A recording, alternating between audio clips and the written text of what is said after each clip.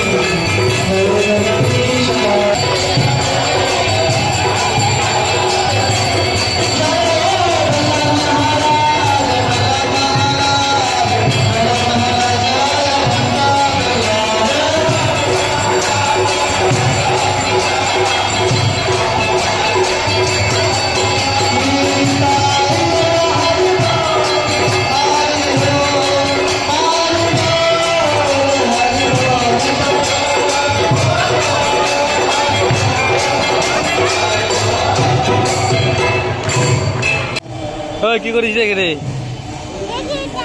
কি দেখিস? জল দেখিস?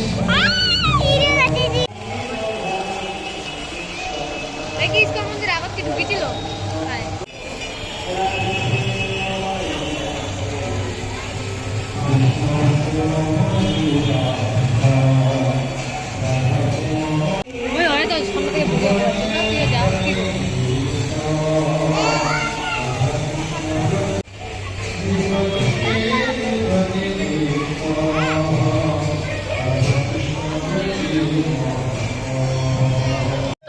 পূজা দিয়া নিজত চলে আসি না, এলাকা অনেক নিজত দিবা দিচ্ছি বাহিরত এলা ঘুরিয়া টুরিয়া অনেক যামো, কিছু খামো, খাই দেয় তারপরে বাড়ি যাবো। আর অনেক দিন পরে বাড়ির বাইরে নিকলিনু, তো মোক সেই ভালো লাগিল মন্দিরত আসিয়া অনেক আরতি দারতি করিয়া।